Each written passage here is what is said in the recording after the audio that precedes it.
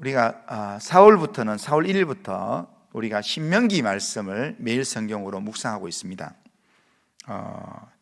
신명기의 말씀은 이스라엘 백성들이 가나안 땅에 들어가서 어떤 자세로 살아야 될 것인가, 그것을 말씀해 주는 그런 내용입니다. 그래서 매일 성경 4월달 주제는 하늘 시민법입니다. 하늘 시민법. 우리는 예수님을 믿음으로 예수님을 통해서 하나님의 자녀가 되었습니다.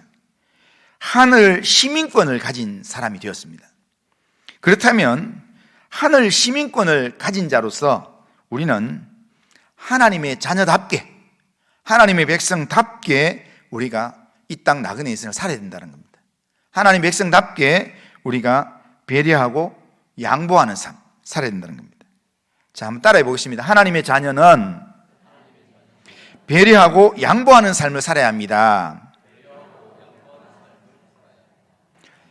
자, 오늘 본문은 하나님의 백성인 이스라엘이 가나안 땅에 들어가 살게 될 때에 그들이 어떻게 살아야 될 것인가를 말씀하는 내용입니다. 하나님 백성으로서 이스라엘 백성들은 가나안 땅에 들어가서 그 땅에서 하늘 시민법을 따라서 배려하는 삶을 살아야 된다라는 것이 오늘 이 설교의 내용의 주제입니다. 자, 오늘 본문을 통해서 하나님의 자녀로서 우리가 이 세상을 어떻게 살아야 될 건가, 그것을 우리가 몇 가지로 한번 생각해 보겠습니다. 첫째는 하나님의 백성은 이웃의 고통을 보고 이웃의 고통을 외면하지 말고 적극적으로 도와주는 삶을 살아야 합니다. 자, 1절을 보면 내 형제의 소나 양이 길 잃은 것을 보거든 못 본 채 하지 말고 너는 반드시 그것을 끌어다가 내 형제에게 돌릴 것이요, 그렇게 말합니다.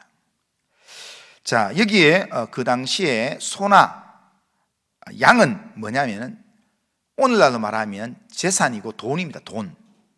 예? 그러니까 길거리 가다가 내 형제의 지갑을 주었어요. 그때 못 본 채 하지 말고 그걸 반드시 주워다가 형제에 갖다 주라 라고 이야기합니다. 여기에 못 본 채 한다라는 이 단어가요, 히브리어로 직역을 하면 뭐냐면은 이렇게 못 본 채 하지 마라, 이 말이 히브리어가 뭐냐면요, 숨기지 마라 이 뜻입니다. 그러니까 못 본 채 한다는 게 숨긴다는 뜻이에요.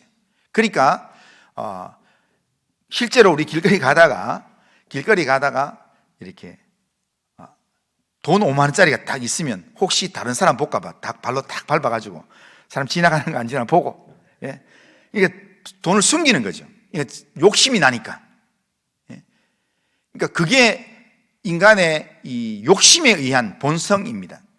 그러니까 지갑을 주우면 지갑에 그런 욕심이 생길 수 있습니다. 제가 한 몇 개월 전에 새벽기도 오다가요, 교회 오는 길에 뭔가 이렇게 이런 가방 같은 거 하나 주었어요. 그래서 보니까 자세히 보니까 깜깜한데 보니까 자세히 보니까 성경책이에요. 지퍼 있는 성경책이 너무 오래 쓰셔가지고 이렇게 지갑같이 생겼는데 딱 열어보니까 성경책인데 딱 열어보니까 안에 헌금하려고 넣어놓은 돈이 엄청나게 많이 들어있어요. 예. 그래서 제가 제 안 하고 딱 보니까 헌금 봉투가 우리 교회 장로님이시더라고요. 예. 그래서 제가 이제 이렇게 전해드렸는데요, 그날 장로님은 교회 새벽기도 오다가 돈 들은 성경책을 잊어먹어가지고 새벽기도도 안 오고 다시 집으로 갔다가 그래서 못 만났습니다. 나중에 전해드리게 됐는데, 그런데 알고 보니까 하여튼 지갑 잊어먹어가지고 이 성경책 잊어먹어가지고 찾는다고 온 데를 다 돌아다녔다고 그렇게 하는데, 그런데 제가 이제 지금 말씀드리고 싶은 거는 우리가 삶을 살아가다가 다른 사람이 지금 어려운 일들을 당했을 때 그때 못 본 척 하지 마라, 그게 내한테 도움이 된다고 내게 숨기지 마라 라고 이야기하면서 그 사람을 도와주는 배려를 해라 라고 그렇게 이야기합니다. 그러면서요, 여기서 좀 성경을 자세히 읽어보면 좀 특징적인 내용이 뭐냐면 그 주인이 가까이 있지 않고 멀리 있으면 어떻게 됩니까? 멀리 있으면 멀리 있다든지 그 가축의 주인이 누군지를 몰라요. 그럴 경우에 성경은 어떻게 이야기하는가? 모르면 일단 자기 집으로 데리고 가라는 겁니다. 그리고는 주인이 올 때까지, 주인을 찾을 때까지 먹이라는 겁니다. 다 먹이고 주인이 오면 돌려주라는 겁니다. 그 말의 의미 속에는 이웃의 고통을 해결하기 위해서 들어가는 비용을 아까워하지 마라라는 겁니다. 이웃의 이 문제를 해결하기 위해서 실제로 내 돈을 허비하면서 살아라라는 겁니다. 그게 이걸 말씀대로 잘 살았던 사람이 누구였는가 하면 바로 강도 만난 그 사람의 비유에 나오는 사마리아 사람입니다. 자기가 가지고 있는 강도 만난 사람을 치료해주고 그 다음에 여관으로 데려가서 치료해주고 그리고 돈 주고 그리고 나머지 부족한 건 나중에 돌아와서 주겠다고 얘기하는, 그렇게 누군가의 어려움을 도와주기 위한 배려의 삶을 살아라 라고 하나님께서 이스라엘 백성들에게 말씀하신다는 겁니다. 그 말씀은 이스라엘 백성들, 하나님 백성, 이스라엘 백성들에게 말씀하신다는 것은 우리한테도 그렇게 말씀하시는 겁니다. 우리가 왜 이렇게 살아야 됩니까? 우리가 이렇게 살아야 될 이유는 두 가지로 이야기할 수 있습니다. 첫 번째는 하나님께서 우리를 그렇게 사랑해 주셨기 때문입니다. 하나님께서 우리의 이 연약함을 채워주기 위해서 배려하시고 또 기다려 주시고, 그렇게 하나님께서 그런 사랑으로 우리를 사랑해 주셔서 우리를 하나님의 자녀 삼아 주셨기 때문에, 그런 사랑을 받아서 그런 은혜를 입어서 하나님 자녀가 되었다면 우리도 그런 삶을 살아야 된다라는 겁니다. 두 번째 이유, 우리가 이렇게 해야 되는 이유는 하나님의 자녀인 우리가 하나님을 섬기는 방법이 바로 이런 방법이라는 겁니다. 우리가 하나님을 섬긴다는 것, 하나님 보이지 않습니다. 하나님은 우리 눈에 보이지 않기 때문에 이웃의 아픔을 돕는 그 삶을 통해서 우리가 하나님을 돕는 삶을 살게 된다는 겁니다. 하나님을 섬기는 삶을 살게 된다는 겁니다. 마가복음 9장 41절, 지난달에 우리가 묵상했던 말씀인데요, 마가복음 9장 41절 같이 한번 읽어보겠습니다. 시작. 누구든지 너희가 그리스도에게 속한 자라 하여 물 한 그릇이라도 주면 내가 진실로 너희에게 이르노니 그가 결코 상을 잃지 않으리라. 아멘. 그리스도에게 속한 자라는 이름으로, 이런 뜻입니다. 그러니까 그냥 선행을 하는 게 아니고요, 그냥 누군가를 위해 배려하는 게 아니라 내가 그리스도에게 속한 그리스도인인데, 주님이 나한테 이렇게 하셨는데 내가 주님의 사랑을 받은 자로서 내가 그리스도인인데 내가 이렇게 살아야지 하면서 그런 마음으로 섬기는 것은 물 한 잔 내가 섬기는 것도 하나님 앞에 결코 상을 잃지 않는다라고 이야기합니다. 이웃을 사랑으로 섬기는 것이 하나님을 섬기는 삶입니다. 이것이 보이지 않는 하나님을 섬기는 방식이라는 것을 우리가 기억하고, 하나님을 섬긴다라는 그런 마음으로 이웃을 배려하고 이웃을 도와주는 삶을 살아가기를 주님의 이름으로 축원합니다. 두 번째로, 우리가 이 하늘 시민법을 우리가 받은 사람으로서 우리가 배려의 삶을 어떻게 살아야 되는가?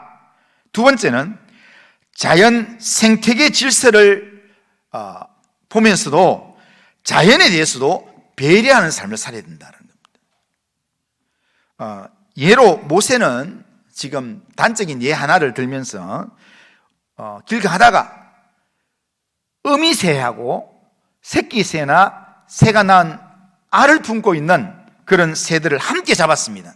그렇게 잡았을 때 어떻게 할 건가를 언급합니다. 6절 7절을 보면 길을 가다가 나무에나 땅에 있는 새 보금자리에 새 새끼나 알이 있고 어미가 그의 새끼나 알을 품은 것을 보거든 그 어미새와 새끼를 아울러 취하지 말고 어미는 반드시 놓아줄 것이요 새끼는 취하여도 되나니 라고 말씀합니다.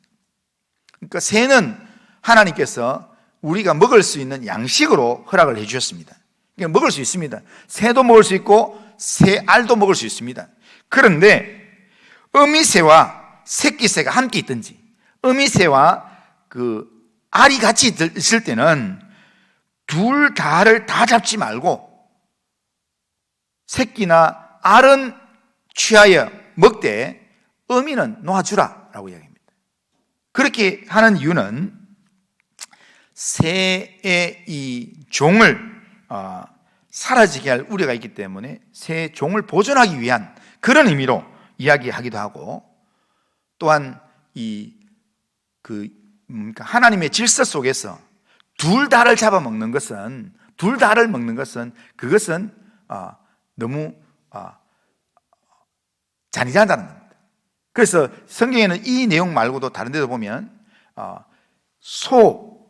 젖소가 있습니다. 소가 있고 우유가 있으면 소에서 우유가 나오는데, 그런데 그 우유에 소의 고기를 삶지 마라 라고 이야기합니다. 그러니까 같은 내용인데 그 같은 것을 한몫에 섞지는 말라는 겁니다. 이렇게 우리가 이게 새의 번식을 위해서 어미새는 놓아주는 배려를 해라 라고, 둘 중에 하나만 선택해라고 이야기합니다. 지금 생태계는, 우리가 살아가는 생태계는 인간의 탐욕으로 생물의 종이 상당수 사라지고 있습니다. 하나님께서는 당장의 이익을 위해서 생명체의 이 종들이 사라지는 어리석은 행위를 하지 말라고 우리에게 지금 배려의 삶을 이야기하고 있습니다. 하나님께서 만드신 세상을 하나님의 뜻대로 보존하는 것, 이것도 하나님 백성된 우리가 감당해야 될 책임이며 의무입니다. 그러기에 하나님께서 만드신 세상을 하나님 뜻대로 잘 보존하고 관리하는 것도 우리가 감당해야 될 일이라는 겁니다. 그런 측면에서 우리가 자연에 대한 배려도 우리가 잊지 않아야 합니다. 이 말씀은 우리에게 자연에 대한 긍휼함, 자연에 대한 배려도 실천할 것을 말씀하는 내용입니다. 하나님께서 우리에게 세상 만물을 잘 다스리고 관리하라고 우리에게 맡겨주셨습니다. 그런데 우리 인간들이 욕심에 의해서 마음대로 포획을 하고 생태계를 파괴함으로 말미암아 결국 지금은 사람들도 살기 힘들어지는 자연 환경이 되어가고 있습니다. 지금 우리가 겪고 있는 지구 온난화 현상이라든지 이상 기온 현상이라든지 이런 내용들도 사실은 이런 자연 생태계 파괴에서 왔다는 것을 우리는 뉴스를 통해서 많이 들었을 것입니다. 하나님의 말씀의 원리대로 살지 않은 결과를 우리가 지금 접하고 있는 것입니다. 그런데 오늘 본문은 어미새와 새끼새 그리고 알을 취하는 일에 있어서 하나님의 말씀대로 다 취하지 말고 어미새를 놓아주는 삶을 살 때, 어미새를 놓아주는 삶을 살 때 그 다음 절이 어떻게 되냐면 7절 하반절에 보면 어미새가 정말 행복해할 거다, 어미새가 니한테 되게 고마워할 거다, 이렇게 표현하는 게 아니라 7절 하반절에 뭐라고 이야기하는가 하면 어미새를 놓아주면 네가 복을 받고 장수하리라 이렇게 말합니다. 그러니까 어미새에 배를 했는데, 그런데 하나님께서 네가 그 복을 누리게 될 거다라고 이야기한다는 겁니다. 그러니까 하나님께서 우리에게 맡겨주신 자연을 잘 관리하고 긍휼히 여기는 그런 삶을 삶으로, 하나님께서 우리에게 맡겨주신 자연을 잘 관리하고 다스릴 때 하나님께서 누구한테 복을 주시는가? 자연에 복을 주시는 게 아니라 하나님께서 우리에게 복을 주신다는 겁니다. 우리가 그 복을 누리게 만든다는 겁니다. 하나님께서 그 자연을 통해서 우리에게 복을 주시고 그 자연을 통해서 하나님께서 우리에게 복을 누리도록 하나님께서 인도하신다는 겁니다. 하나님 명령하신 배려의 법을 자연 세계에 대해서도 잘 지킴으로 배려를 잘해서 하나님의 복을 누리는 성도님들 다 되시기를 바랍니다. 자, 세 번째로 우리가 누군가 어려움을 당한 사람들, 또 이렇게 지금 나한테 잡힌 짐승들, 또 자연 환경들을 배려하는 이런 배려의 내용들도 필요하지만, 세 번째는 뭐냐면 안전을 위한 예방 조치도 우리가 필요하다는 겁니다.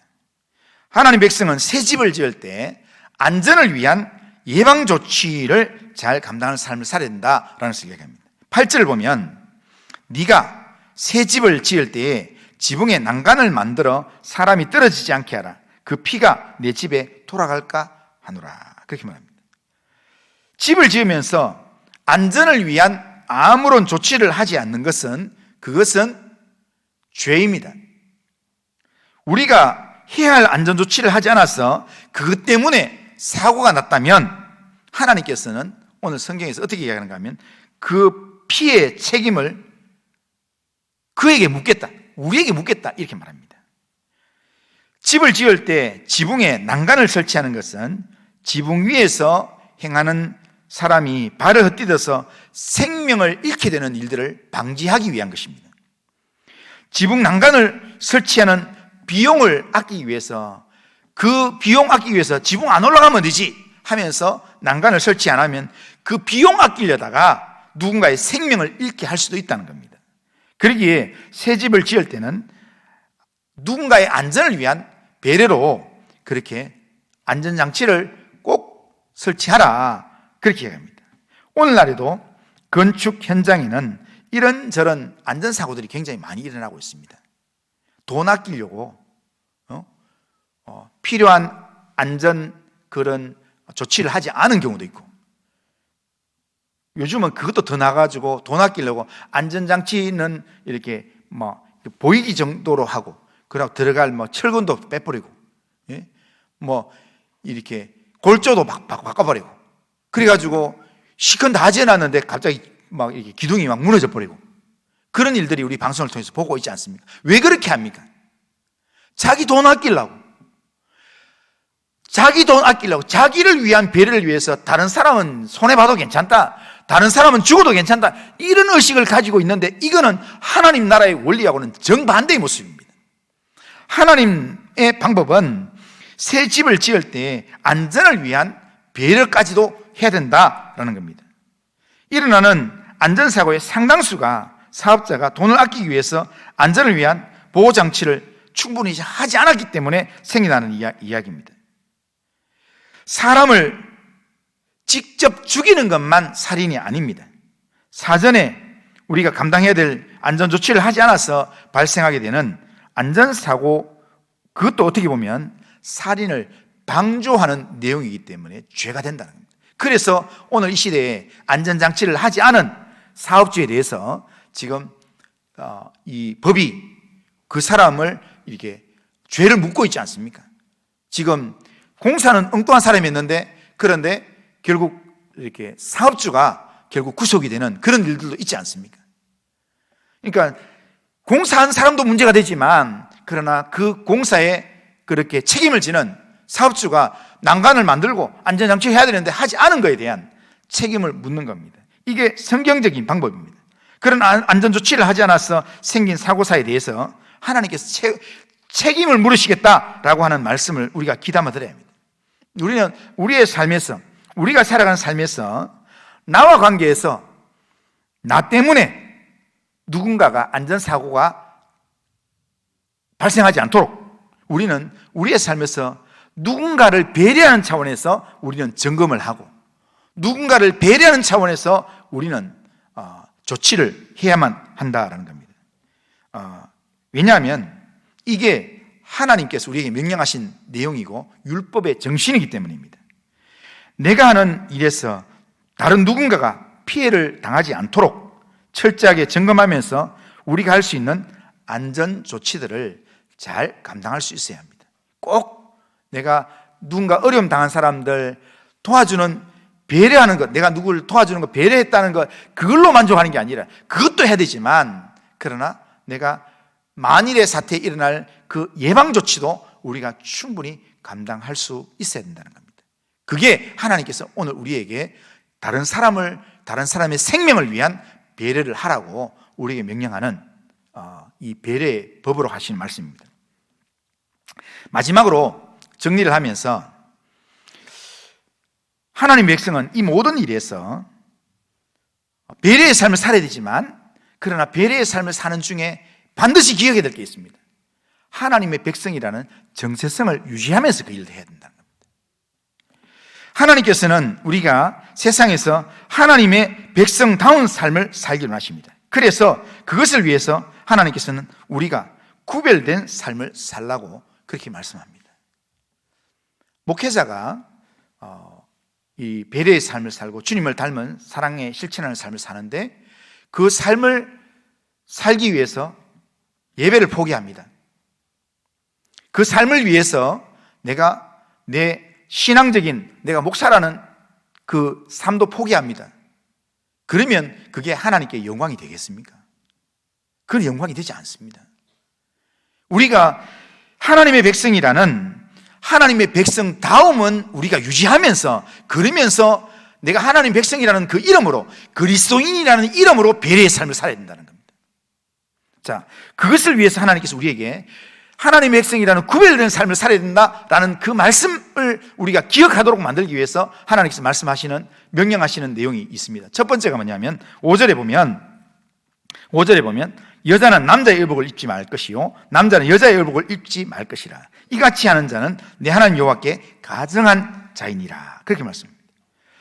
남녀의 의복 구분이 지금 많이 사라지고, 요즘은 티를 입으면 남자도 입고 여자도 입고, 이렇게 구분이 잘 안 됩니다.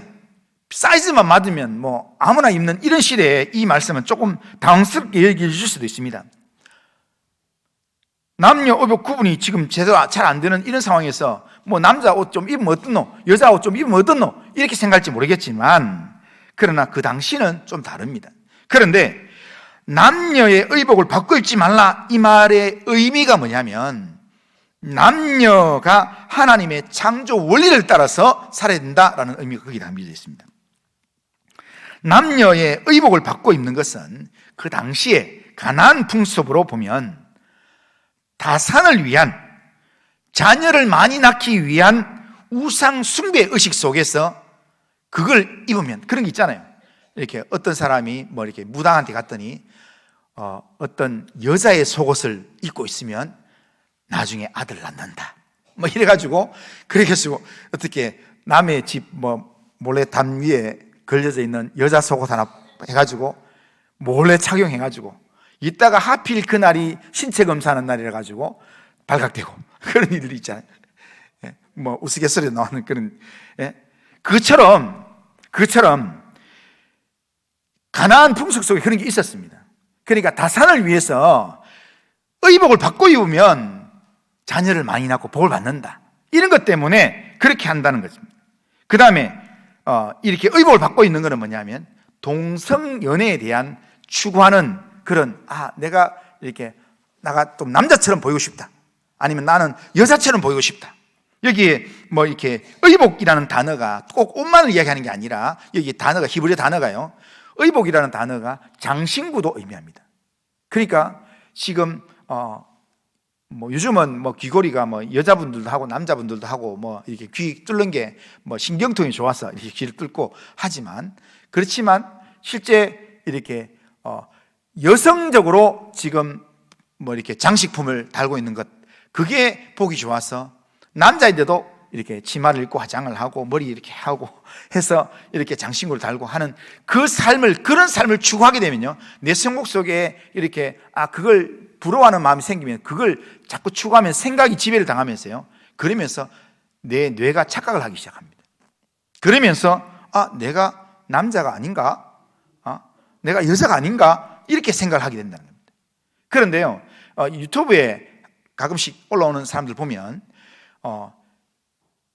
수십 년을 그렇게 동성연애를 하다가, 그러다가 예수를 믿고 그가 이렇게 돌이키고, 그리고 돌아와서 지금 사역자를 하고 있는 사람들의 그런 간증이 지금 유튜브에 많이 올라오고 있습니다. 그런데 그 사람들의 이야기 속에 그 동성연애라는 사람들 대부분은 이게 성정체성이 태어날 때부터 정해졌다 하는데, 그렇지 않다는 겁니다. 그게 아니라 자기가 자꾸 그쪽을 추구하다 보니까 그게 자기 뇌가 그렇게 잠식이 되어서 그러는데, 자기가 영적으로 자기도 그걸 깨닫지 못할 때는 수십 년을 그렇게 살았는데, 자기가 깨닫고 나니까 이게 뭔가한테 씌었구나 라는 걸 깨닫게 됐다는 겁니다. 그러니까 지금 이렇게 의복을 바꿔 입는 것, 이게 우상 숭배의 내용, 이게 어떻게 보면 이렇게 동성연애에 대한 내용, 이런 내용에 대해서 하나님은 뭐라고 얘기하냐면 하나님이 가증히 여긴다 이렇게 표현합니다. 하나님이 가증히 여기는 그런 삶을 살지 말고 하나님의 질서를 따라서 살아라 라고, 그렇게 그런 의미에서 의복을 바꿔 입지 말라는 말은 흉내도 내지 마라 라는 그런 의미입니다. 그것은 하나님께서 가증히 여기시는 모습이요, 하나님 백성이라는 정체성에 맞지 않는 그런 모습이기 때문에 하나님께서 그렇게 말씀하시는 겁니다. 하나님께서는 남자와 여자로 만드시고 각자의 역할을 맡기셨습니다. 그러므로 남자는 남성다울 때가 멋있고요, 여자는 여성스러울 때가 아름답습니다. 율법에서 남장, 여장 금지는 하나님께서 말씀하신 창조의 원리대로 살아라 라는 말씀입니다. 남자로 나게 하셨으면 남자로 살고, 여자로 나게 하셨으면 여자로 살면 되는 겁니다. 그게 하나님의 방법입니다. 이게 세상과 구별되는 내용입니다. 이게 자꾸 성취향해서 성을 자꾸 더 뭔가 변태적인 성을 자꾸 추구하다 보면 자꾸 세상 사람들이 내 감정이 원하는, 내 본성이 원하는 대로 하다 보면 나중에는 사람이 동성이 아니라 나중에는 짐승하고 엉뚱한 짓을 한다는 겁니다. 정말 인간 이하의 수준으로 내려가기 시작합니다. 그러니까 그런 일에 구별된 삶을 살아라는 겁니다. 그리고 세상과 구별된 삶을 살도록 만들기 위해서 하나님이 우리에게 끊임없이 지금 강조하는 내용이 뭐냐면 9절에 이렇게 합니다. 내 포도원에 두 종자를 섞어 뿌리지 마라. 포도원에 종자 두 개를 섞어 뿌리지 마라. 섞인다. 10절에는 소와 나귀를 결의해서 갈지 마라. 결의라는 말은 이 멍에를 두 개인데 하나는 소, 하나는 나귀 해가지고 높이도 안 맞는 것 두 개를 붙이지 마라 라고 얘기합니다. 그리고 11절에서는 양털과 배실로 섞어서 짠 옷을 입지 마라 라는 겁니다. 그러니까 이거는 이방 사람들이 이거는 좀 독특한 것, 새로운 걸 해보려고 자꾸 시도를 하는데 이런 거 하지 마라 라는 그런 말씀을 합니다. 그런데 서로 다른 것을 혼합하지 말라, 이 말씀은 단지 섞지 말라는 그런 의미보다도 이게 지금 가나안 땅에 들어가서 이스라엘 백성들이 가나안 백성과 섞이면 안 된다는 걸 하나님이 누누이 알도록 만들기 위해서, 기억하도록 만들기 위해서 지금 이 서로 다른 종을 섞이지 않도록 계속 말씀하시는 겁니다. 지금 종자가 섞이지 않도록, 소와 나귀가 섞이지 않도록, 양털과 배실이 섞이지 않도록 그걸 계속 강조하면서 너희들이랑 가나안 땅 사람들은 섞이면 안 된다라는 것을 하나님이 계속 강조하는 겁니다. 우리가 신앙생활을 하면서 영적인 정체성을 잃어버리고 신앙의 혼합주의로 살아가는 것, 굉장히 위험한 겁니다. 신앙의 혼합주의는 우상 숭배만큼이나 위험하고 가증한 일입니다. 하나님께서는 신앙의 혼합주의를 매우 싫어하십니다. 지금 우리 교단 안에는, 우리 한국교회 안에는 이 한국교회를 대표하는 이 대표기관이 여러 개가 있습니다. 뭐 한국기독교 총연합회, 한국교회 총연합회 뭐 이런 게 있는데요. 그런데 그 연합회 중에 어떤 연합회는요, 기독교만 모아둔 게 아니라 불교도 구원이 있고 천주교도 구원이 있고 그리고 저 무당 굿하는 거기도 구원이 있고, 그렇게 해서 그걸 받아들이면서 이렇게 무당에 굿하는 거기에 온 마음을 들여서 담아서 한을 풀어내는 그런 한풀이 굳은 성령의 집회다 이렇게 이야기하면서 그걸 교회 안에서 하는 그런 걸 수용하는 그런 이 연합회가 있습니다. 종교다원주의가 뭐냐면요, 예수를 믿든지 석가모니를 믿든지 아니면 공자를 믿든지 누구를 믿더라도 다 믿어서 그냥 뭐 하늘만 가면 될 거 아이가 라고 생각하는 게 그게 종교다원주의입니다. 그러나 성경은 우리에게 분명히 이야기합니다. 우리에게 구원 얻을 만한 다른 이름, 예수의 이름 외에 다른 이름을 우리에게 주신 일이 없느니라 라고 말합니다. 아버지 하나님께 나아갈 수 있는 유일한 길이요 진리요 생명이 바로 예수님이라고 성경은 우리에게 이야기하고 있습니다. 그렇기 때문에 신앙의 혼합주의는 굉장히 위험한 것입니다. 그렇기 때문에 신앙의 혼합주의를 갖지 않도록 만들기 위해서 성경은 우리에게, 하나님은 계속해서 눈에 보이는 섞어 하는 것, 서로 다른 것들을 섞어서 있는 것, 그런 걸 우리가 너무 익숙하게 생각하면 안 된다는 겁니다. 그걸 보면서 이거 섞지 말라고 하는 게 하나님과 내가 이방과 섞이지 말라고 하시는 말씀이다, 이걸 느껴야 된다는 겁니다. 그러니까 우리가 오늘 입고 있는 이 옷도 보면 이렇게 모가 전부 다 아니고 모에 폴리에스테르 섞여 있는 거 입으면서도 있잖아요. 이 섞어 입지 말아 했는데 이걸 주신 말씀이 내가 이 세상에 이 혼합 종교와 섞이지 말라고 하나님께서 내게 말씀하시는구나, 내가 신앙생활 잘해야지, 이런 마음의 결심을 하면서 늘 마음의 결심을 해야 된다는 겁니다. 오늘날 신앙적으로 유혹이 많은 이 시대를 살면서 종교 혼합주의나 우상 숭배와 같은 영적 유혹을 끊어내고 하나님의 구별된 백성으로 살아내기라 참 쉽지가 않습니다. 또 배려의 삶을 살기가 쉽지 않습니다. 내 돈을 더 투자하면서 남을 위한, 남의 생명을 위한 안전조치에 배려를 하는 거 쉽지가 않습니다. 그런데 내 힘으로는 안 되지만 그렇기 때문에 누가 필요한가? 하나님이 필요하고 하나님의 말씀이 필요한 것입니다.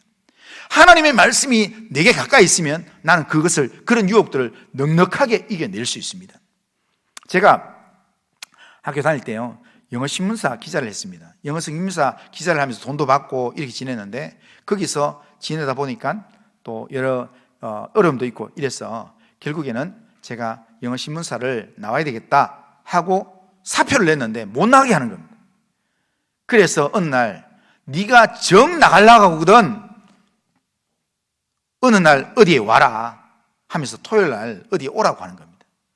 그러면서 엄청난, 그때 제가 영어신문사 기자할 때 술 안 먹는 것 때문에 엄청난 그런 고난을 당했는데, 그런데 또 이렇게 마지막 사표 내는데도 이렇게 뭔가 큰일이 있겠구나 생각해서 하나님을 제가 기억하기 위해서요, 어떻게 하면 내가 하나님을 기억할 수 있을까라는 생각에 가서 어떤 어려움이 와도 내가 하나님을 기억하고 하나님 말씀을 기억해야겠다라는 마음으로 제가 이게 십자가 배지를 제가 여기 딱 달고 갔습니다.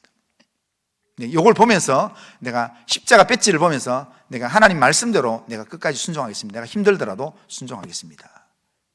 그러니까 저로 하여금 하나님의 말씀을 기억하고 하나님을 기억하기 위한 안전장치로 그걸 붙이고 갔습니다. 갔는데 진짜로 많이 맞았습니다. 맞았는데 맞지도 않아야 될 일에 맞고 이렇게 할 때 막 속에서 막 올라왔습니다. 그런데 올라와서 이성을 잃을 정도가 되는 상황 속에서도 제가 고개를 숙이면 이게 십자가가 보이면서 그래도 예수 믿는 것 때문에 네가 참아야 된다 라는 말씀을 제 마음에 주셔가지고 제가 맞으면서 그랬어요. 선배님, 제가 예수 믿는 것 때문에 내가 신문사 기자하면서 주일날 내가 못 온 것도 있고, 그래서 내가 예수 믿는 것 때문에 많이 싫었을 줄 압니다. 그것 때문에 너무 힘들었다면 나를 더 때리십시오. 화가 풀릴 때까지 때리세요. 내가 맞겠습니다. 그리고 그냥 저를 보내주세요. 진짜 많이 맞았어요. 그런데 그 사람이 나중에 때리다가 지쳐가지고 재미없었다 하면서 가라 하면서 이러더라고요. 그날 얼굴도 붓고 참 많이 맞았어요. 그리고 제가 교회 갔어요. 교회 하청 예배실 기둥 앞에 가서 기도하는데요, 눈물이 줄줄 흐르는데 그때 생각났던 게 주를 위하여 핍박받는 자가 복이 있을 것이다. 그 말씀이 제 마음에 큰 위로가 됐습니다. 그런데 거기에 제가 견뎌낼 수 있었던 것은 하나님의 말씀을 기억하기 위한 안전장치를 내가 두고 갔기 때문에 그렇습니다. 하나님께서 오늘 이스라엘 백성들에게도 하나님의 말씀을 기억하기 위한 안전장치로 말씀을 기억하기 위한 조치를 하겠습니다. 그게 12절입니다. 12절 우리 같이 한번 읽어보겠습니다. 12절 같이 한번 읽습니다. 시작. 너희가 입은 겉옷에 내 귀에 술을 만들지니라. 이게 술이라는 게 뭐냐면 술 있잖아요. 이렇게 실이 쫄쫄 나와 있는 거. 그걸 내 모서리에 네 군데를 만들어라는 겁니다. 그런데요, 이게 뭘 하는 거냐면 하나님의 율법의 말씀을 기억하게 하는 겁니다.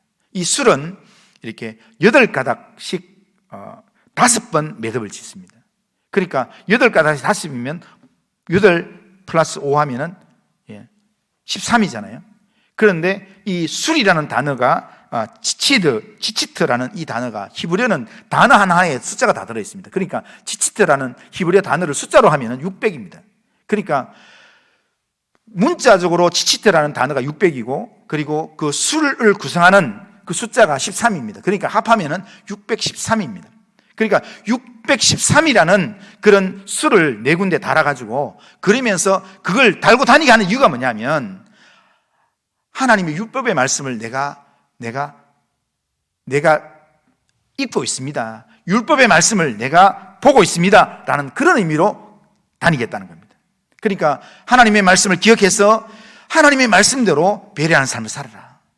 하나님의 말씀대로 또 양보하는 삶을 살아라. 하나님의 말씀대로 내가 구별된 삶을 살아라 라고 하는 하나님의 법을 따라 살기 위한 하나 영적인 조치로 하나님께서 그렇게 하도록 만들었다는 겁니다. 그래서 유대인들이 이걸 지키기 위해서 그렇게 애쓰면서 살았다는 겁니다. 매 순간 우리가 하나님 말씀을 기억하면서 하나님의 백성이라는 정체성을 잃지 않고 하나님의 백성이라는 정체성을 유지하면서 우리가 살아갈 때 우리는 세상 유혹에도 넘어지지 않고 오히려 세상에 그리스도인이라는 이름으로, 그리스도에 속한 사람이라는 이름으로 우리가 배려하고 양보하는 삶을 살 수 있을 줄로 믿습니다.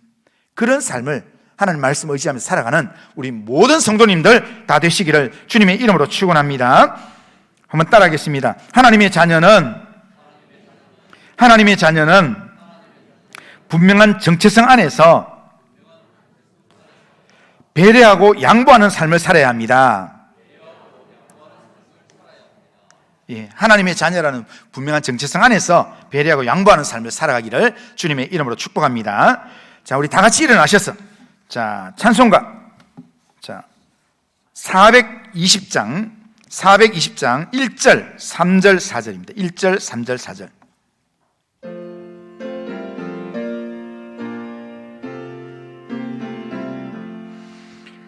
너 성결케 위해 늘 기도하며 너 주 안에 있어 널 성경 보고 온 형제들 함께 늘 사귀면서 일하기 전마다 너 기도하라. 3절입니다.